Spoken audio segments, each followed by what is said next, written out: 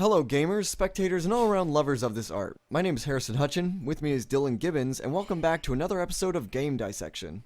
Today we'll be analyzing the stealth game Gunpoint. Before we dive right into this title, I'd like to give my 2 cents on the stealth game genre as a whole. With games like Thief, Sly Cooper, and Splinter Cell, stealth games have always been a big part of my gaming experience. Sneaking around an open map, setting traps, and trying to avoid detection is always an exciting challenge. The open-ended nature of stealth games invites and leaves room for one's own creativity to really shine through and develop through each unique experience that this genre allows for. Now, isn't that the same as just about any game? Yeah, the way he described that was kind of, hey, I like this game, so, the stuff in the game's got to be good, right? But, Yeah, here are generic positive statements about games in general that I'm applying to this specific genre because I like the genre. yeah, In my opinion, it gives some of the most no! realistic, I'm though trying to sometimes top! meticulous, gameplay that a player can ask for. And this factor Appeal to realism? Don't hit the button, Mike, allows for before. the replaying of levels again and again to find new and interesting ways to solve the problems presented. Stealth games do much more than give the player a challenging experience. They provide creatively crafted scenarios that can provoke serious thought in how each problem can be solved. It teaches the player patience, an important feature and lesson that many times can be taken for granted by game designers who are looking to just craft the next Final Fantasy, God of War, or Killzone franchise. Don't get me wrong, I love a beautifully rendered cinematic, but when those cutscenes are over, what you're left with is the gameplay and the mechanics, and that's where stealth games really excel. Nice work, 47. Maybe you want to go in loud and messy, or maybe you want to see if you can get through the level without anyone being remotely aware of your presence. No matter how you play, the stealth and stealth action genres have always been there to provide new and thought-provoking experiences. Man, this is just a lot of fluff, and it's not backed up with any, Yeah, I play a lot of a few stealth games here and there, and some of them are very linear and strict, and some are more open-ended. We're getting definitely into the more open-ended stealth games with Metal Gear Solid 5 and stuff, from what I hear, which is like what they're pushing. Open world meets stealth. How do you do that? Well, you give people a lot of options and a lot of space to do it in. But man, the older Metal Gears, not as much, and games like Boktai and games like Mark of the Ninja, just more and more restricted by 2D space and other elements. So he's just kind of saying all stealth games are amazing, and they're not. And I don't even know how popular the stealth genre is in general. But it's definitely a subsection of action games because he says stealth action. Then he makes the common kind of trope appeal to the fact that you can do them as action games or as stealth games, but we all know that kind of stealth gameplay gets compromised when your player character is seen and then suddenly you're left with lethal options or knocking enemies out, and then you're suddenly playing an action game, and how these two can lead to tough situations where you're trying to sneak through a level and then your position gets compromised, and based on how the game is designed, either you end up having to play a shooter for the rest of the level, and usually stealth games are not designed to be particularly good shooters, or you're just game overing basically. So he kind of just skips over that, and I think that that's a very important part of analyzing any stealth game is what happens when stealth is compromised. Yeah. Is the game designed such that it lets you keep playing, and then would you even want to keep playing? Yeah, thinking back on Monaco and a few recent examples, they stealth games let the alarm state go back down, but then there's Invisible Ink, I think, that does a more permadeathy roguelike approach where the levels are procedurally generated, but then every character only lives once. If they die, you don't have them for the rest of the whatever. I think the whole game, and Right, and yeah, what's interesting about Invisible Ink is that if they die, you can bring them back to life, but if you don't bring them back to life and take them to the elevator, they're gone forever. So it's kind of got a soft permadeath thing just for the level, because no one can ever be killed to the point where they're totally out. You always have a chance if you can get back to their body to resurrect them if you have the appropriate items, which are usually available in shops and stuff. all right. That's kind of an interesting fact. But anyway, Okay, we can get back to it. okay. As of lately, however, with the exception of Metal Gear Solid 4 several years ago, stealth games seem to have generated a very mixed reaction amongst the gaming community. It seems hard for stealth games to come to a good middle ground where the fans of the classics feel challenged, but while people new to the genre can jump in and enjoy the game without frustration.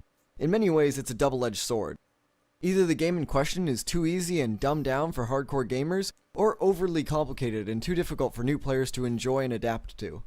It's a back and forth that follows the genre around like bad BO, and developers are having a tough time finding the right deodorant to mask the stench. And that's where Gunpoint comes in, a game I find makes a valiant effort in reimagining stealth. So I think we should take a brief pause here to mention that he just goes way over by talking about stealth games. What did we get out of that? Yeah, we just got the fact that he likes them, I guess. he basically said games have a problem balancing between being complex and deep versus accessible. Guess what? That's every single thing on the planet, like every single medium of expression and art form. Like, how do I give all these details but not lose people? Like, yeah, I know. That is the problem. It has nothing to do with stealth games. It doesn't follow stealth games around. So, yeah. Right, and it's like this entire section is just like generic properties of games that I like and generic games things. Yeah. And it isn't scoped properly to the genre, even to genre-specific concerns. It's kind of like girding criticism with compliments just to make it clear that you're not like unnecessarily biased against something or a hater or whatever. Yeah. I don't think it's necessary to get to a criticism of Gunpoint to go through this kind of forest of compliments and platitudes. But at least we have one game to focus on, hopefully, for the rest of the video here. And let's focus on it. It's both engaging and difficult, while also being easy to learn, and more than anything, it's fun. Gunpoint is a 2D stealth platformer created by Suspicious Software that utilizes a dark palette and a jazzy soundtrack to set the stage for a noir-styled stealth adventure. You play as Richard Conway, a to-the-point professional spy, caught up in a game of betrayal and corporate espionage. Okay, so the story isn't necessarily original, but where this game shines is how it takes the classic espionage theme and adds mechanics that allow the player to handle encounters in a variety of unique ways. The first mechanic immediately introduced to the player comes in the form of the Bullfrog Hyper Trousers. These powerful pantaloons give the player the ability to leap up, over, and sometimes straight through the buildings that they are tasked with infiltrating. They allow for quick movement around the level, and with some clever timing, allow the player to swiftly set their plans in motion. As the game progresses, you can delegate skill points to your bouncy britches to allow yourself to jump higher, farther, and stronger, helping you close the gaps between you and your target quicker and more efficiently. This mechanic, though fairly simple in nature, allows for a whole new level of play. You can quickly move to a vantage point, slip swiftly through an opening, or pounce on an unsuspecting guard without giving them a second to react. Despite the obvious advantage these super pants give you, the game has many ways of encouraging you to look before you leap. This makes it much more challenging because once you jump, there is no turning back. If you mistime your jump by a couple of seconds, you could get gunned down by one of the game's sharpshooting guards. If you don't plan your jumps correctly, you could set off an alarm and alert the whole building to your presence. But if you plan your moves and execute them with dexterity, these dynamic dungarees can give you a big advantage over your vertically impaired adversaries. The next mechanic. So here he summarizes the jump mechanic and the special way that it works with the trousers that let you jump higher, longer, and further. Mm-hmm. He doesn't really mention elements of level design that would make this super important. He does mention that enemy elements are designed such that if you get into their sight, you're going to be mincemeat. Although he doesn't get to the point of that where he actually says that when you're attacked by an enemy, you die almost instantly, and their weapons are highly lethal.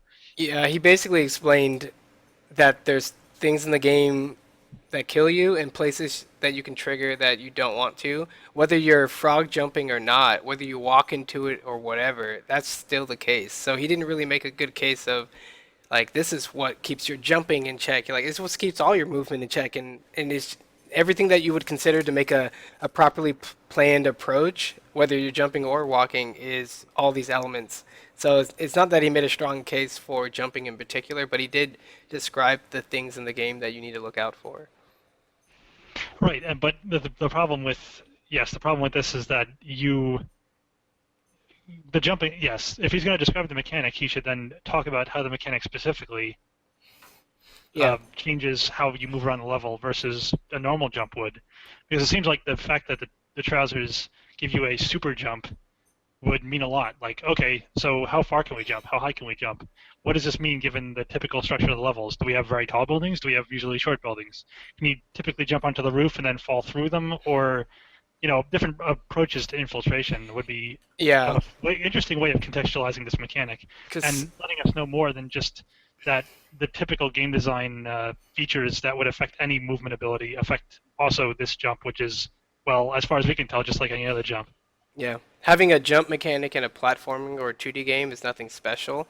What I want to know is, I mean, this game's obviously designed for you to jump from floor to floor, and I believe, I have no idea, but it sounds like your basic jump will always at least get you one floor up, because obviously there's no ladders or stairs from what I can tell. So he mentioned that you can upgrade the jump, and I think the details about balancing and tuning around that upgrade system is more important for the argument he's trying to make. If he told me you can beat the entire game with no upgrades to your jump, but when you do invest in the jump, new paths are open, new sort of uniquely tuned speed running opportunities, stuff like that. Like, I wanted a few details of how that worked, but he just basically summarized enemies will shoot you, so watch out. Mechanic that gets introduced a few levels into the game is the crosslink. The crosslink allows the player to rewire the building they are infiltrating in order to distract, trap, or incapacitate guards, as well as help the player access areas that were otherwise inaccessible. By pressing the Alt key, the player is given an alternate perspective of the level, showing which devices the player can mess with. Initially, the player can only make changes to devices highlighted in red, allowing the player to experiment with the concept and understand how it can be used to achieve their goals. Later in the game, the player is introduced to the concept of multiple circuits, forcing the player to come up with interesting ways to navigate the level in order to gain access to circuits that were initially unavailable. The ability to rewire the building opens up the game for strategic planning and allows the player to take a variety of different paths to their objective. You can take the non-violent approach and use your rewiring abilities to simply distract a guard and/or trap them where they can't reach you. Or you can create lethal and non-lethal traps that incapacitate your foes, such as a faulty power outlet or a surprise trapdoor that sends them plummeting. This ability creates an excellent level of satisfaction when a plan really comes together. Creating successful traps and distractions really drives home the point that you are a clever and professional spy, using everything at your disposal to get where you need to be. The open-ended nature of levels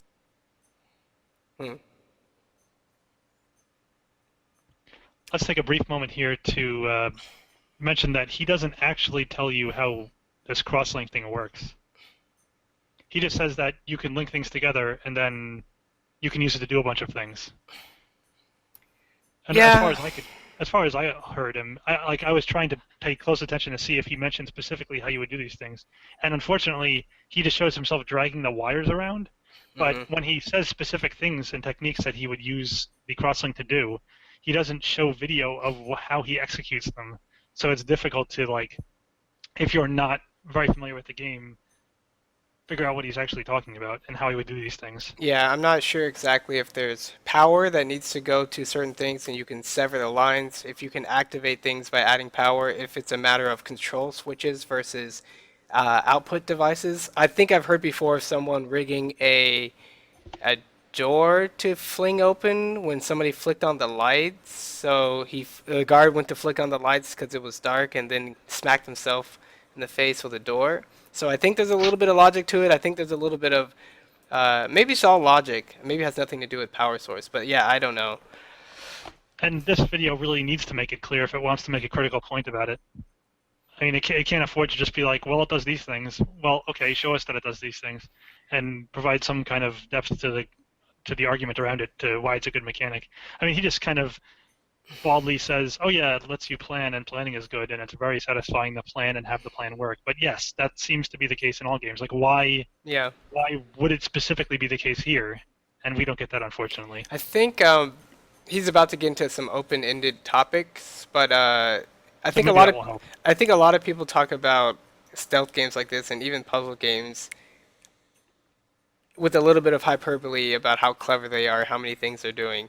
It seems that in Gunpoint they give you a lot of tools to overcome the environment, your enemies, and just overall just get the mission accomplished. So I don't have a strong sense of if the level design challenge is strong or if it's just more like a sandbox where it just gives you a little bit of grip to start working and you just do whatever you want inside of the scenario.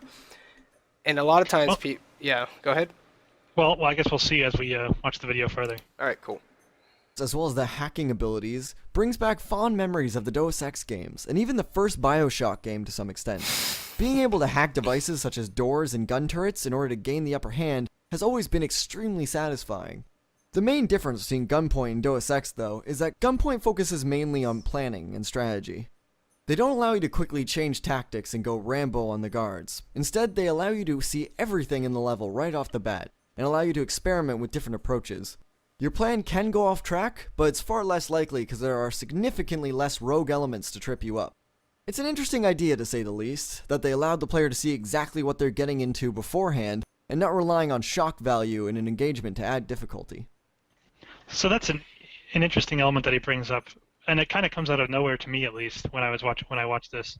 He starts talking about rogue elements, and I'm guessing like randomness or things that are hidden from the player, and then he says, "Oh, you can see the whole level." And I think really where this element of his discussion should start is the fact that you can see the whole level, and that there aren't hidden factors in the levels that could jump out and force you to change your scheme. Whereas in Deus Ex or Bioshock or other games that are in a first-person or third-person over-the-shoulder perspective, you necessarily can't see much of the level at any one time because, well, you're following the vision of your character typically.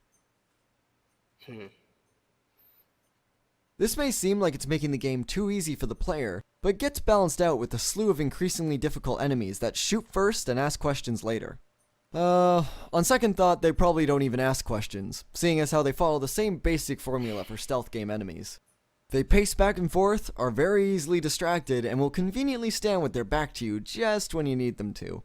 This is one of the areas where Gunpoint really doesn't try to make waves. Consistent with the trope, the guards are dim-witted and easy to outmaneuver. Their only real advantage is their ability to shoot you dead the minute you enter their field of vision, sometimes even from extreme distances. As Zachary Brixson of Haywire magazine points out in his article, "It Was Nothing," link in the description, this is a mechanic that remains constant in stealth games. Enemies of the genre typically pass off incredibly suspicious events as just the wind or perhaps a rodent. Gunpoint is no real exception when it comes to the effectiveness of security forces, but like Brixson points out in his article, realism is futile. The stealth genre needs dumb AI to be remotely playable. If any game tried to imitate the awareness of the average human, let alone well-trained security personnel, the game would become next to impossible to play. Either the AI clearly conveys its limits and creates playability, or it frustrates the player in ambiguity. I'm not necessarily saying that this is a fault of Gunpoint, but rather it isn't really trying anything new in that particular area. It could of course ramp up the AI awareness as levels progress, and it does that to some extent, but not to a degree that really adds an extra element of depth to your play. I suppose one difference in AI I can point out, however, that I think works out pretty well for Gunpoint, is that the guards don't just go about their business after they finish investigating something suspicious. You have one chance to catch a guard unaware, and if you fail, the guard picks up the pace of their patrol, and you have to become quicker in order to slip by them. Planning and strategy is key.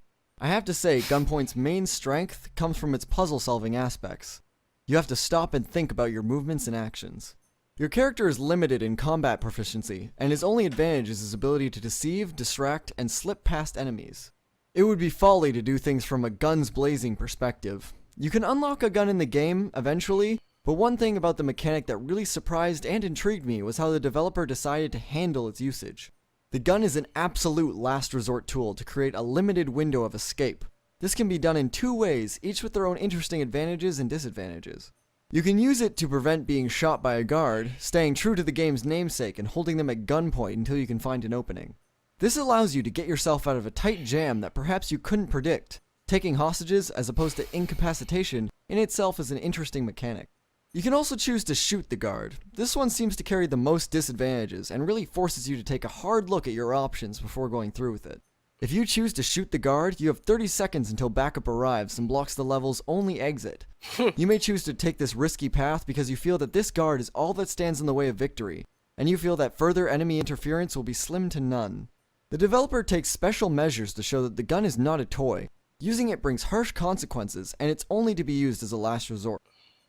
So here he actually goes into detail on a specific, in this case, piece of equipment that is used to shoot, the gun being a kind of mechanic, I guess you could say, to hold people at gunpoint. I think that this is probably, so far, the best part of his entire analysis, because he presents a specific element of design and analyzes its role in the design as a whole, in contrast to how you have to go about the game otherwise. And I think although it's kind of vague at some points and abstract, sometimes it generally is the strongest part of this video so far. And I have to say, I wish more of it was like this. Yeah. Could anybody tell what to focus on in the video during, I guess, that last segment we listened to?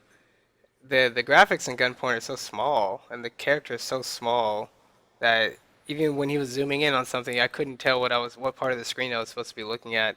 And that's just one thing that kind of irritates me about the visual design of this game, where instead of making characters, blocks and shapes that are larger on the screen, he took the more realistic approach. And I think his name's the creator, Tom Francis? No, other guy. Well, he made the character is really skinny and more realistic looking, and then he has a very sort of zoomed out side view. Kind of makes it hard to see both when bullets are fired and where your character is, and just other kinds of visual design issues. And the fact that that Gold Team Games, I guess we could call him, chooses to show the entire screen when he shows gameplay footage makes it hard to pick up what I should even be looking at on the screen. Whereas if I was actually playing the game, I would be moving the character around and feel that connection to the character, and there'd be that continuity of moment to moment. The character is moving in a continuous fashion. I can see it happening. Whereas when the critic here cuts between different shots, it's very difficult to follow because you have to kind of look around the entire screen and be like, okay, so where is his character, and what is his character doing? And by the time you see what's going on, maybe it's too late. And also that makes it even worse that he isn't showing footage that's necessarily relevant to what he's discussing. Yeah. Because you spend time distracted basically by trying to figure out what the visuals are telling you when they're telling you basically nothing. This, in my mind at least, is an amazing way of keeping you true to your character. Richard Conway may be a criminal, but he's not a murderer. Death and destruction are not his goals. He just wants to get paid for a job well done. This attitude is put forward in the game's story, depicted mainly through chat conversations on a PDA. You are briefed on missions, as well as background information on the game's main conflict. You are provided a few dialogue options in these segments, allowing you to perpetuate the Richard Conway you feel best suits you and your style of gameplay.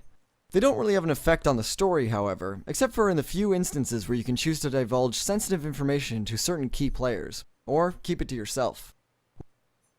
Okay, so what does that mean? I'm not sure what that means. So you can divulge key information to certain characters. Okay, but what does that mean? How does that change things? Yeah, I need to know if it unlocks a level or not. While some critics have mostly positive things to say about the game's story, I unfortunately found these electronic interactions a little mundane, even frustrating, similar to talking to the owl in the Ocarina of Time. I found that I didn't really care about the conflict being presented, or the murder mystery that I was supposed to be helping solve. The story really took a backseat to the gameplay. It could very well be that I was just excited to keep playing the game, but after analyzing the game, I think that's just me giving a game I enjoy the benefit of the doubt. Perhaps my Richard Conway was a spy for the thrill and the payday, not really concerned with the big picture. Seeing how the developer included dialogue options following that vein, as well as a skip button for story interactions, I suspect they foresaw players like me. The story is also quite short and can be completed in a couple of hours, leaving me wanting more. Luckily, there's a map editor included in the game as well as Steam Workshop support. So he mentions here the story game mode, I guess, and he doesn't frame it in a way that makes me understand what's going on. He says the story can be played through in a few hours, but is that the story mode, which is the main mode of the game that people play, and if you're critiquing the game, you just address the story mode, or what's going on here? I'm not sure. He kind of jumped to discussing the mode very briefly and kind of out of context, and it confused me a little. This allows for loads of replay value. Overall, Gunpoint really scratches my stealth game itch. It allows for strategy, cleverness, and ultimate feelings of badassery when a plan comes together. Plus, you can unlock an ability to power kick through locked doors, which is really bitchin'. What I'm trying to say is that Gunpoint does a lot of things right, and it is a reimagining of stealth that I never knew I wanted until I had it. I feel it provides the player with a lot of things that make stealth games fun, without making it either so repetitive or so difficult that you don't even want to finish the game. If you want an interesting read about stealth games and the perspectives of two different sides of the genre, I suggest you read Wesley Yin-Pool's article on Eurogamer, link in the description. In the article, he talks with Jordan Amaro, a designer for the upcoming Metal Gear Solid 5, and Mike Bithell, an independent developer working on a classic Metal Gear throwback titled Volume. both discuss their views on stealth as a genre, and they both make a lot of very interesting points. That's all I have to say about Gunpoint and the stealth genre for today. If you've played Gunpoint, what aspects of stealth do you think it does right? Well, so that's the end of the video, basically. In general, as a critique of Gunpoint, it's, well, a little too vague and abstract to be necessarily verifiable by somebody who hasn't played the game, which is, I think, a big weakness of it. It doesn't go into enough detail about the important facets of the game to, and with enough structure to orient you with what's going on and present basically the irrefutable proof of the claims it makes about how the game accomplishes things like planning, like making the player well rewarded for good plans, and de-emphasizing violence and those kinds of themes, both in gameplay and in metaphor and story. It was more of a review and just a reflection on things he likes rather than a critique. Yes, not much dissection actually goes on here, unfortunately. Yeah. All right. That was the video by Gold Team Games, Game Dissection Gunpoint.